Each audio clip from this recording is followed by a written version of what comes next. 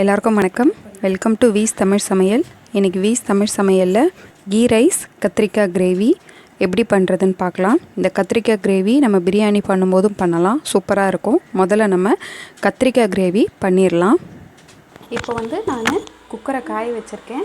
அதில் எண்ணெய் சேர்த்துக்கலாம். குழம்பு தாளிக்கிறதுக்கு தேவையான எண்ணெயை சேர்த்துக்கலாம். எண்ணெய் நல்லா காஞ்சிருச்சு. கடுகு சேர்த்துக்கிறேன். பொரிஞ்சதும் சோம்பு சேர்த்துக்கிறேன். இங்கே வெங்காயம் வெட்டி வச்சுருக்கேன், வெங்காயத்தை சேர்த்துக்கிறேன். 2 மீடியம் சைஸ் வெங்காயம், கொஞ்சமாக கருவேப்பிலை. வெங்காயம் வதங்குற அளவுக்கு வெயிட் பண்ணலாம். வெங்காயம் நல்லா வதங்கிருச்சு. நான் இஞ்சி பூண்டு பேஸ்ட் சேர்த்துக்கிறேன். ஒரு 1/2 ஸ்பூன் சேர்த்தா போதும். சேர்க்கிக்கோங்க. அடுத்ததாக வெட்டி வச்சுருக்க தக்காளியை சேர்த்துக்கலாம். நான் ஒரு பெரிய தக்காளி வெட்டி வச்சுருக்கேன், அதை சேர்த்துக்கிறேன்.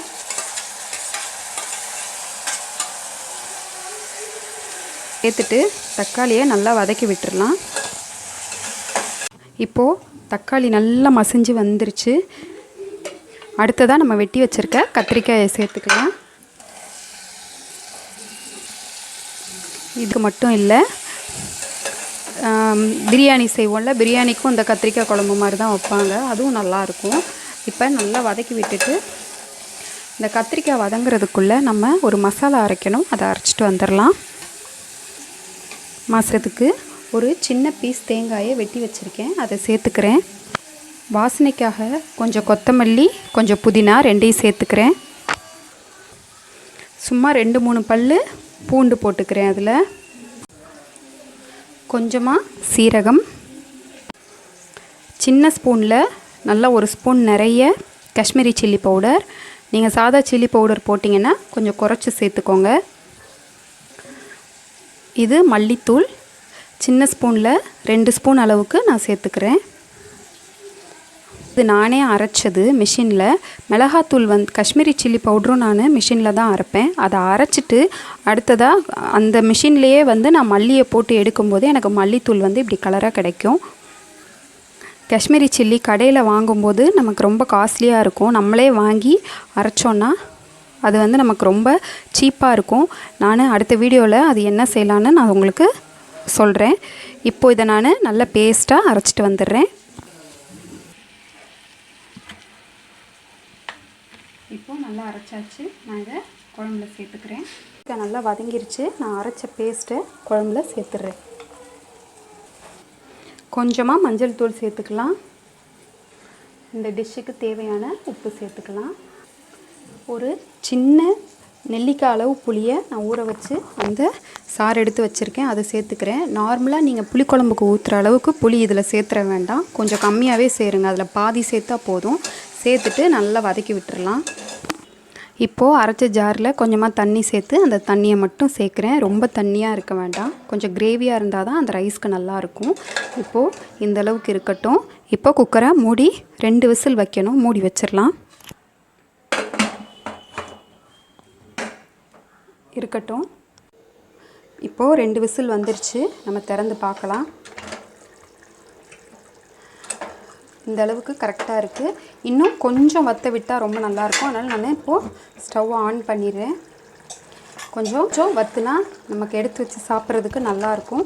இது வற்றுற சமயத்தில் இப்போல்லாம் பேலன்ஸ் பண்ணுறதுக்காக நம்ம சின்ன துண்டு வெல்லம் சேர்த்துக்கிறேன். சேர்த்துட்டு இது வற்றி வரட்டும். இப்போது குழம்பு ரெடி ஆயிடுச்சு. இந்த ஸ்டேஜ் வரும்போது நம்ம இறக்கிக்கலாம். கத்திரிக்காய் குருமா சூப்பராக ரெடி ஆகிடுச்சு. அடுத்தது நம்ம கீ ரைஸ் செஞ்சுக்கலாம். பண்ணுறதுக்கு ஒரு பாத்திரத்தை வச்சுருக்கேன். குக்கரில் செஞ்சால் ஈஸியாக செஞ்சிடலாம். இப்போது குக்கரில் 2லேருந்து 2.5 ஸ்பூன் அளவுக்கு நெய் சேர்த்துக்கலாம். நெய் காஞ்சிருச்சு. நம்ம மசாலா பொருள்லாம் சேர்த்துக்கலாம். ஒரு அன்னாச்சி பூ, 2 பிரிஞ்சி இலை, 2 சின்ன துண்டு பட்டை, 2 ஏலக்காய் பிச்சு சேர்த்துக்கோங்க. பொரியட்டும். கொஞ்சமாக முந்திரி பருப்பு சேர்த்துக்கோங்க. சிவக்கிற அளவுக்கு வெயிட் பண்ணலாம். 1 ஸ்பூன் அளவுக்கு சோம்பு சேர்த்துக்கலாம். 1 கப் பாஸ்மதி அரிசியை நல்லா 20 நிமிஷம் ஊற வச்சு க்ளீன் பண்ணி வச்சுருக்கேன். அதை சேர்த்துக்கிறேன். இப்போது ஒரு 2 நிமிஷம் இந்த நெய்யிலையே பாஸ்மதி அரிசியை நல்லா வதக்கி விட்டுக்கலாம்.